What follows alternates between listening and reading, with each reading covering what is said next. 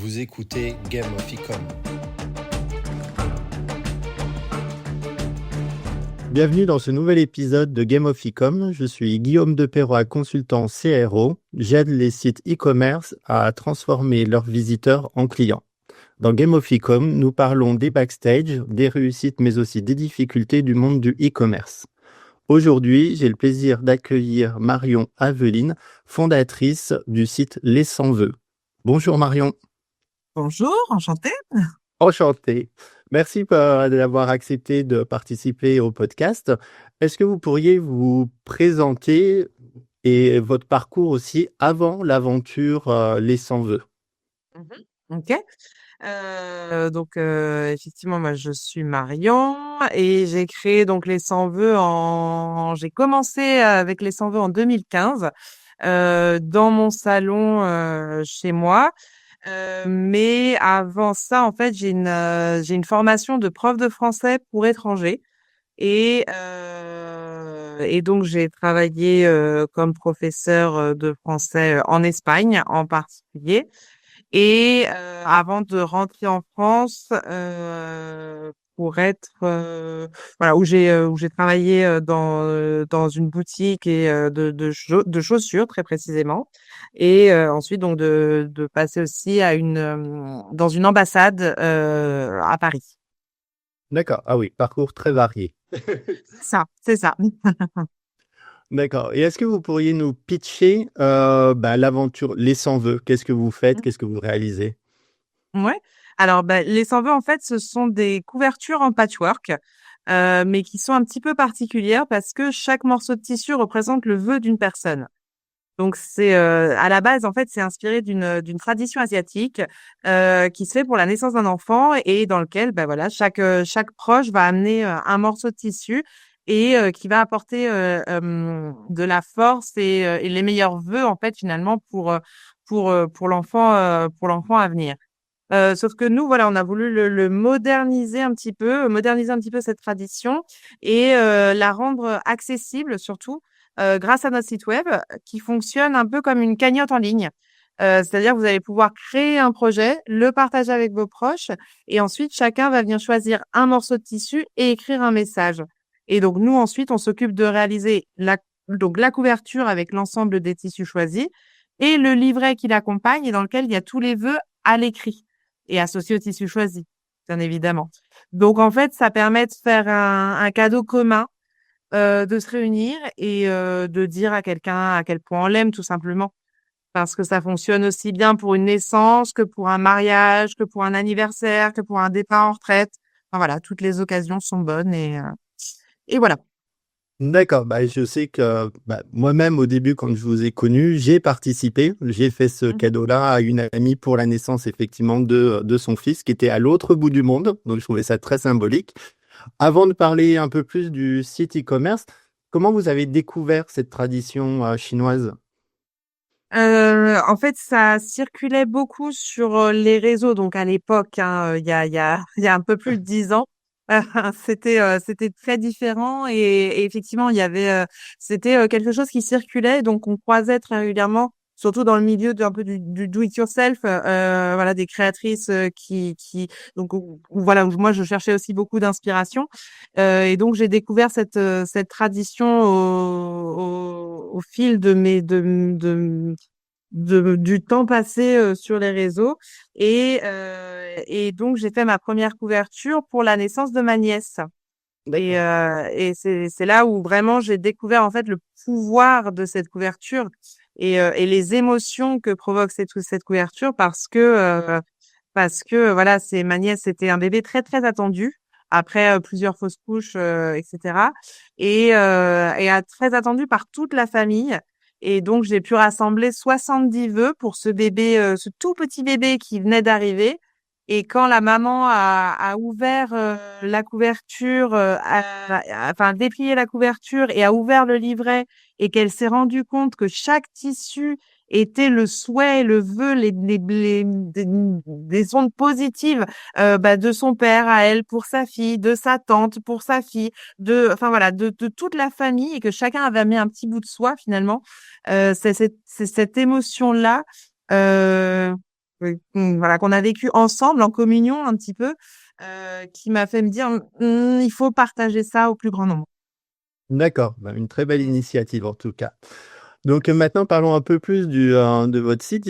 En faisant quelques recherches, j'ai vu que vous l'aviez développé en HTML5 et CS3. Est-ce que c'est parce que vous vouliez quelque chose, comme vous avez dit, sous forme de cagnotte et que les CMS qui se développaient beaucoup à l'époque ne vous permettaient pas d'obtenir ce que vous vouliez ou il y a une autre raison? Non, non, c'est qu'on avait besoin d'un site, sur mesure, donc pour faire ce qu'on voulait faire justement, c'est-à-dire que chaque projet soit géré de manière, individuelle, que chaque participant soit relié à un projet, que chaque participant puisse faire un vœu, que ce vœu ne puisse pas se répéter, en tout cas le tissu ne puisse pas se répéter, dans la couverture. Donc effectivement, c'est un fonctionnement sur mesure qui était nécessaire de développer comme ça. D'accord. Et ce développement, vous le faites en interne ou vous l'avez externalisé? Ce développement, il est interne externalisé, j'ai envie de dire.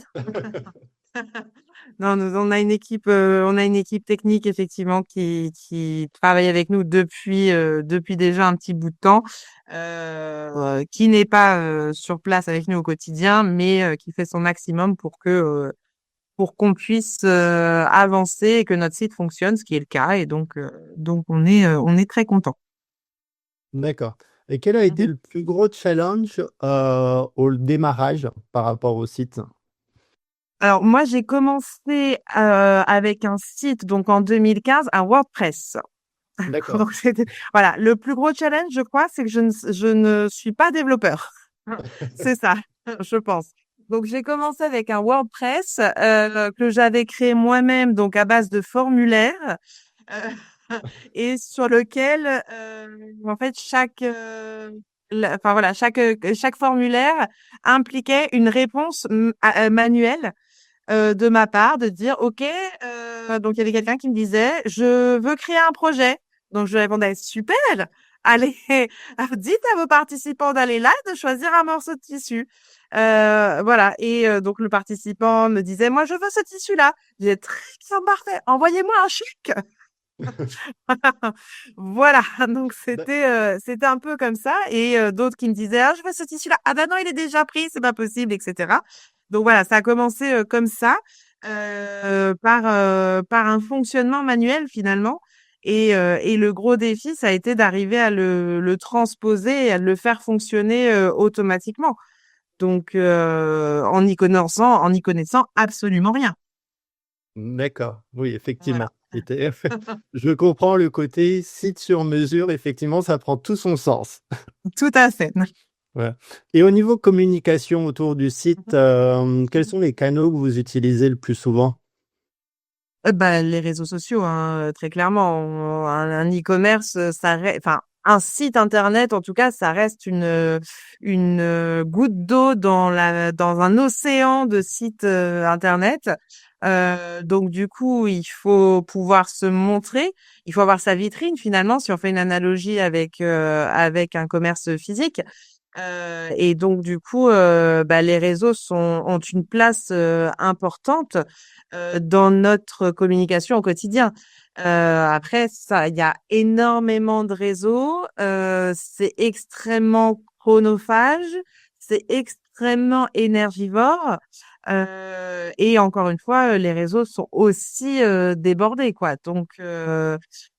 Donc c'est assez complexe. Après voilà, nous on a eu de la chance aussi, enfin de la chance, ou est-ce qu'on a eu l'opportunité? Non, l'opportunité, je vais dire plutôt, de participer, donc à d'être présenté tout d'abord dans la Maison des maternelles, l'émission sur Maintenant France 2, voilà, pour les futurs et jeunes parents, donc qui est quand même notre cible préférentielle, j'ai envie de dire. Donc voilà, qui nous a apporté une belle visibilité. Mais surtout, voilà, c'est le passage dans Qui veut être mon associé, donc en première saison, qui vraiment a permis de toucher un maximum de gens en une seule fois. et qui a vraiment permis de lancer l'entreprise à ce moment-là, parce qu'à ce moment-là, on n'était pas du tout structuré comme on pouvait l'être aujourd'hui, comme on peut l'être aujourd'hui. Et donc, c'est vraiment ça qui a permis de lancer l'entreprise, c'est cette visibilité-là. D'accord, oui, parce que j'ai vu que, vu qu'on parle de la presse, que vous aviez eu aussi des reportages sur France 3, des Mmh. articles dans dans des grands journaux aussi.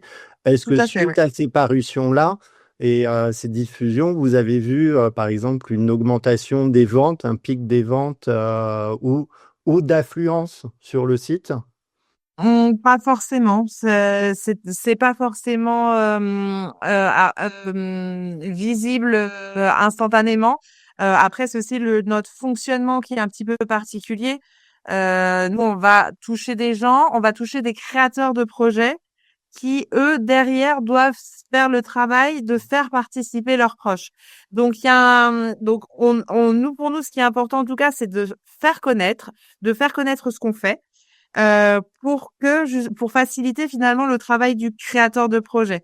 C'est-à-dire que il va aimer le concept, il va avoir envie de créer un projet, mais voilà, si ses proches connaissent aussi le projet, c'est plus facile pour les faire participer finalement. Donc nous donc ça nous sert, en tout cas nous on a on a vraiment fait un vrai travail sur la notoriété qu'on continue à faire et qui est encore une fois enfin voilà, qui peut être amélioré et qui n'est jamais fini. Enfin voilà, c'est un peu ça l'idée. Et donc voilà, c'est vraiment ça ce sur quoi on s'est centré, sur cette notoriété, donc faire connaître le concept et pas forcément chercher tout de suite des résultats derrière, mais en se disant plus on touche de monde, de toute façon, plus il y a de personnes qui connaissent et s'en veut et qui savent ce qu'on fait, et plus on a de possibilités de faire créer des projets et que les participants y participent derrière. D'accord, oui, tout à fait. Et par contre, est-ce que j'ai vu que vous étiez très présent sur les réseaux sociaux? Comme Mhm. on parlait tout à l'heure, voilà, de cette visibilité-là. Est-ce que vous faites de la publicité payante sponsorisée ou est-ce que vous restez sur une publicité plutôt naturelle? Non, on fait de la publicité payante, effectivement, c'est l'un de nos principal canal d'acquisition. D'accord, d'accord. Vous êtes surtout sur les réseaux à ce niveau. Et est-ce que vous en faites aussi sur Google avec Google Ads ou pas du tout? Alors, on en a fait, en tout cas, on a testé parce qu'on a testé beaucoup de choses, mais en fait, le combo couverture et vœux est pas forcément le mot-clé le plus recherché. Oui. Donc, donc du coup, en fait, finalement, c'était pas si pertinent. Nous, on a vraiment besoin d'un espace finalement pour expliquer le concept. En tout D'accord, cas, oui. pour faire comprendre ce qu'on apporte, donc que ce soit voilà, purement explicatif ou que ça parle d'émotion, parce que finalement, c'est ce qu'on propose finalement, c'est de vivre de belles émotions. Oui, tout à fait. Et est-ce que vous avez donc dans ces publications-là, vous avez vu par exemple que la vidéo avait plus d'impact qu'une simple photo, par exemple, sur les retours, sur les likes, sur les commentaires des gens, sur les partages à ce niveau-là? Mais sachant qu'on parle d'émotion, c'est l'émotion est quand même plus facilement transmissible à travers une vidéo. D'accord. Donc du coup, oui, on a des vidéos qui sont beaucoup plus efficaces que des statiques ou enfin voilà, ou d'autres propositions. Mais voilà, parce qu'elles parlent d'émotion finalement, et donc c'est beaucoup plus impactant et ça a beaucoup plus de retours finalement. D'accord. Et est-ce que vous vous servez de ces datas, de toutes ces informations techniques qu'on peut avoir sur le nombre de vues, le nombre de partages, le nombre de personnes touchées, ainsi de suite, pour améliorer votre stratégie, ou est-ce que vous gardez votre fil conducteur au niveau Alors, de la bah, je publication? pense que comme tout le monde, on jette un coup d'œil aux résultats pour justement pour optimiser ce qu'on fait. Je pense que c'est l'objectif de toute entreprise, en tout cas, optimiser ce qu'on fait. Mais mais c'est pas forcément, enfin, en tout cas, surtout sur de la publicité comme ça, payante, faut aussi beaucoup tester au final. Oui. Euh, faut tester des formats, des messages, et puis comparer, et puis voilà, essayer de se rendre compte, ah bah celui-là a mieux marché sur cette audience-là, voilà, parce qu'il y a différents degrés d'audience, il y a différents il y a différents moyens de toucher les personnes. Enfin voilà, on n'a pas la même chose en acquisition qu'en retargeting, des choses comme ça quoi. Donc les supports ne sont pas les mêmes non plus en fonction des campagnes qu'on fait. D'accord, oui, tout à fait. Et oui, il faut Mm. s'adapter à chaque public et à chaque Et à canal chaque aussi. moment finalement, Oui, voilà, effectivement. à chaque canot, à chaque moment. Enfin voilà, c'est donc de toute façon, il faut tester, il faut tester, il faut tester, et il faut créer, il faut créer, il faut créer, et c'est là où on s'éclate au final. Ah oui, non, non, tout à fait. C'est ce qui est Mm. intéressant aussi. Mm. Est-ce que vous auriez des outils indispensables au quotidien que vous utilisez par rapport au site e-commerce? Excel. Ouais, pas Excel. Alors oui, on a plein de tableaux Excel pour essayer, voilà, de se rendre compte un petit peu des choses. Mais un outil concret au quotidien, non, je vois pas plus que ça. D'accord, bon, non, non, il Mm. n'y a pas de souci. Non, mais enfin, non, mais si. Après, voilà, bah, les business managers, par exemple, des différents réseaux sociaux sont très importants parce que justement, ça permet d'avoir cette vision un peu globale aussi de ce qu'on fait et de où on va, quoi. Donc voilà. Mais au final, ouais, on centralise. En fait, notre admin aussi, enfin, la partie, le back office, notre back office, est aussi nous donne énormément d'informations. Donc voilà, en fait, c'est le combo de deux, et puis un cerveau humain pour analyser tout ça, et faire des tableaux Excel et se dire, ah, tiens, là, voilà. D'accord. Hein. Le cerveau humain sert beaucoup encore. Voilà, c'est ça, c'est ça. Et je pense que finalement, c'est ça l'outil le plus important.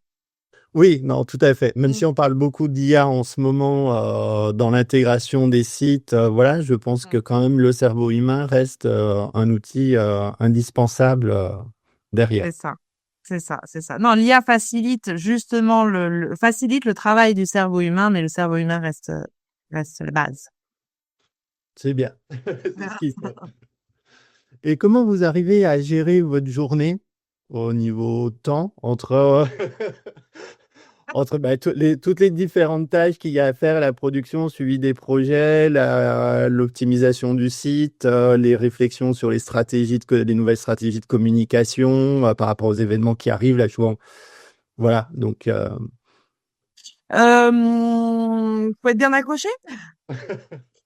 Parce qu'à cela, vous rajoutez la journée de maman du matin, voilà. j'ai pas osé rentrer dans la sphère personnelle, c'est pour ça que j'en ai pas parlé, Oui, mais oui. j'y ai pensé très Mais fort. comment on jongle? On fait du cirque, et effectivement, c'est exactement ça, si on jongle. Non, moi, voilà, déjà, je définis clairement mon temps, effectivement, mon temps personnel. En tout cas, j'essaye au maximum voilà, quand je suis avec mes enfants, par exemple, je suis avec mes enfants.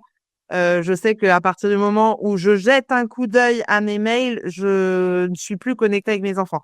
Donc voilà, déjà de bien faire la séparation. Ensuite, d'essayer d'avoir des moments de transition aussi, justement, entre ces deux moments, entre le moment perso et le moment pro. Moi, par exemple, ça se passe avec la balade du chien, qui est un excellent moment pour reconnecter avec mon cerveau, et me dire, les enfants sont à l'école, allons, préparons-nous pour la journée. Quel est mon planning du jour? Et puis après, d'arriver à se caler des moments de calme, j'ai envie de dire, ou en tout cas de moments pour se poser, et de pouvoir travailler sur des sujets précis, parce que la boîte mail se remplit, parce que on est sollicité à droite, à gauche pour différentes réflexions, Donc c'est pour ça que moi j'aime bien voilà pendant la journée je suis assez dispo je suis assez dispo pour l'équipe et j'aime bien me prendre un temps en fin de journée quand voilà quand il y a plus personne pour approfondir certains sujets et me dire OK aujourd'hui je résous ce nœud-là. D'accord. Voilà. C'est- Je dis ça mais j'ai ma boîte mail qui déborde aujourd'hui par exemple et j'ai pas terminé encore. Oui, mais comme tout le monde, voilà. Voilà. Voilà. Donc les sujets profonds seront étudiés un peu plus tard. D'accord.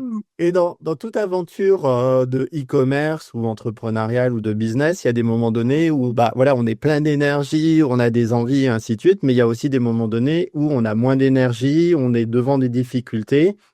Mhm. Comment est-ce que vous rebondissez à ce moment-là? Est-ce que vous avez des techniques ou Des techniques. Alors, encore une fois, la balade du chien, pour moi, c'est c'est magnifique. Achetons un chien. oui, vraiment, ça permet en fait, finalement, ça permet de s'aérer, de bouger et de faire marcher son cerveau en même temps que les jambes, quoi. Donc voilà. Donc non, voilà, la balade du chien me permet vraiment de me recentrer. Et puis sinon, c'était quoi la question? Non, c'était au moment donné des pertes d'énergie, voilà, ou des Oui, grosses difficultés de comment on tient, parce que voilà, quand des gens se lancent dans le site e-commerce, c'est vrai que on nous vend des choses magnifiques, mais entre ce qu'on nous vend tout et à la fait. réalité, c'est pas toujours la même chose. Et comment on arrive à tenir sur du long terme quand Ouais. voilà, quand on est face à des difficultés. Mais en fait, c'est surtout de relativiser, j'ai envie de dire, de se recentrer sur l'important et ouais, et de se dire finalement, c'est quoi l'important? Et c'est quoi qui est important pour moi, réellement? Et du coup, de se recentrer là-dessus et se dire comment je fais en sorte d'avancer sur ce point-là. Et donc ça, d'une part, pour rester focus finalement et pour pas s'éparpiller, parce que finalement, il y a tellement de choses à gérer en même temps et de rester focus finalement. C'est quoi la priorité? Ça et puis en tout cas, c'est mon fonctionnement, hein, et peut-être que d'autres ont un fonctionnement différent. Mais voilà, donc moi c'est ça. J'essaie de me dire quelle est la priorité finalement et donc qu'est-ce que je dois faire pour travailler sur cette priorité-là. Et ensuite derrière, c'est de s'accorder du temps pour soi finalement. De s'accorder du temps pour soi, de se demander justement dans les moments de moins bien, de se dire OK, là maintenant tout de suite, qu'est-ce qui me ferait du bien? Qu'est-ce que je peux faire pour moi et pour justement recharger les batteries et arriver à donner le coup de pied au fond de la piscine quoi finalement. D'accord, c'est bien. Voilà, c'est ce qu'il faut. Il faut remonter quand on est au fond. Hop, on remonte et c'est bien. Ah ben c'est de toute façon si on remonte pas on reste au fond quoi. Ah oui, ça c'est sûr. Voilà. Donc c'est pas le but hein pour personne. Oui. Mm. Si vous deviez résumer votre aventure, les 100 vœux en 3 mots, ça serait quoi? Ça serait tsunami déjà. Parce que le démarrage a quand même été costaud. Ça a été un vrai tsunami, une grosse vague comme ça qui arrivait d'un coup mais on a surfé dessus. Pas finger in the nose, mais on a quand même bien surfé dessus. Et puis après, moi, donc je trouve que c'est quand même impressionnant dans le sens où je m'attendais pas du tout à être à cet endroit-là maintenant tout de suite. Voilà. Et enfin voilà, on a quand même expédié plus de 11 000 couvertures dans 35 pays différents. Donc il y a quand même quelque chose. Enfin, c'est un système qui fonctionne. Donc moi je trouve ça déjà impressionnant. Et en fait, et en dernier, pour finalement être un peu autocentré, j'en suis très fière finalement. Voilà, je suis très fière de ce que j'ai accompli jusque-là. Vous pouvez, c'est bien. Merci.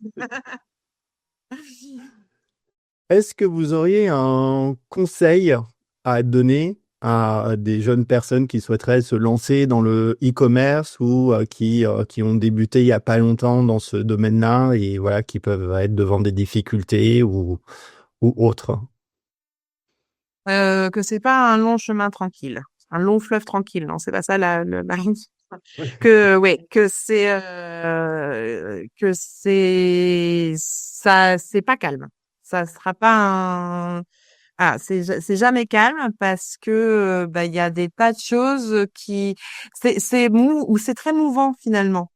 Et nous, on a pu le vivre, par exemple, ben, enfin, un exemple tout bête, hein, mais enfin tout bête, un exemple comme un autre.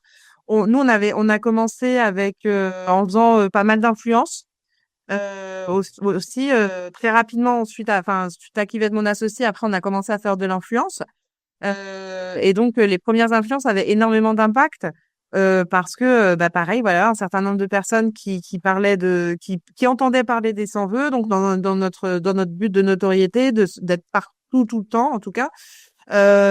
Donc c'était voilà, c'était très intéressant. Et puis tout d'un coup, bah, il y a eu la loi influence et nous qui enfin voilà, on fonctionnait beaucoup au gifting justement parce qu'on a un produit qui offre de l'émotion et donc les gens enfin voilà, des influenceuses qui pouvaient être touchées par le concept acceptaient de recevoir la couverture en cadeau et de créer du lien avec leur communauté, etc. Ce qui avec la loi influence justement n'est plus aussi possible que ça.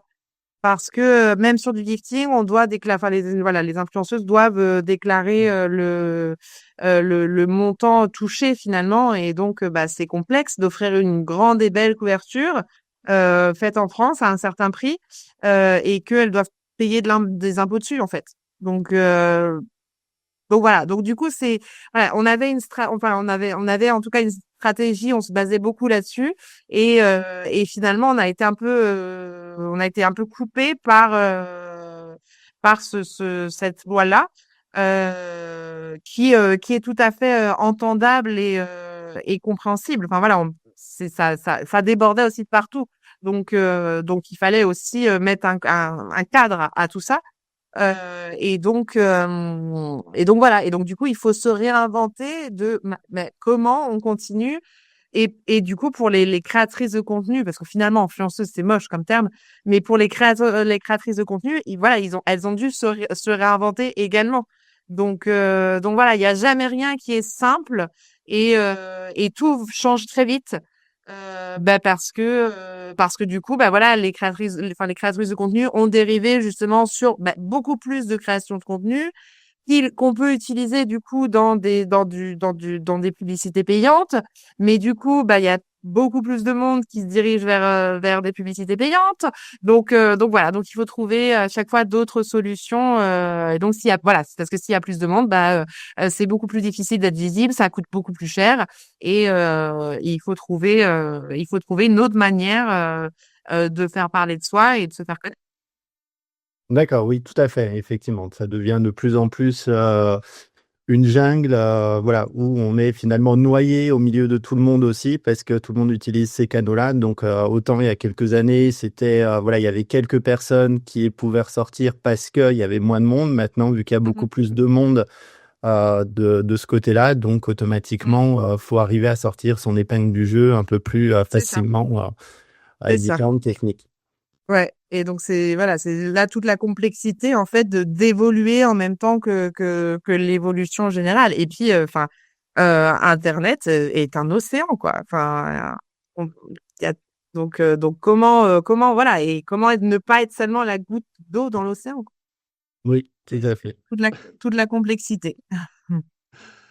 Tout à fait. Est-ce que vous avez eu votre parcours, a-t-il été marqué par, je ne sais pas, un livre, une rencontre, quelque chose qui a changé votre vision du travail, de la vie, qui vous a fait beaucoup évoluer? Je crois que qui va être mon associé a été déjà un grand enfin voilà, une grande source de changement, hein, enfin enfin obligée, j'ai envie de dire. J'étais chez moi à faire à coudre des couvertures dans mon salon. C'était mon fils qui enlevait les épingles qui tenaient les tissus. Il avait 2 ans, quelque chose comme ça, 2, 3 ans, et ça l'éclatait. Mais et je suis passée à chef d'entreprise avec des salariés, avec des charges beaucoup plus élevées et donc une certaine pression du chiffre d'affaires aussi derrière. Donc oui, je pense que voilà, s'il y a quelque chose qui a changé ma vie, c'est bien qui veut être mon associé. Et en bien, hein, attention, hein, voilà, je disais tout à l'heure que c'était un tsunami, mais enfin voilà, j'aurais pas pu rêver de plus belle opportunité. Et on n'en serait pas là si on n'était pas passé par là. Oui, effectivement. C'est, Donc, d'accord. Bon, oui, non? Vous non, vouliez non, raj- c'est tout. Non, j'allais dire qu'on arrivait sur la fin de l'émission. J'avais encore une dernière question. Alors, si votre aventure devait se résumer par le titre d'un film ou d'une série, ça serait laquelle? Euh, Ça serait un livre qui a été adapté au cinéma, peut-être? Ah, ça peut, Ça, oui. ça peut. Ensemble, c'est tout. d'Anna Gavalda, par exemple, D'accord. peut-être.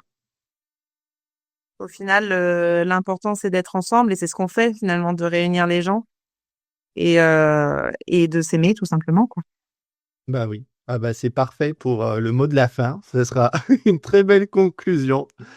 Bah, merci beaucoup Marion pour votre temps et votre gentillesse. Merci à vous. Je vous en prie. Vous avez écouté Game of Ecom et n'oubliez pas de vous abonner pour être informé du prochain épisode. À très bientôt. Au revoir.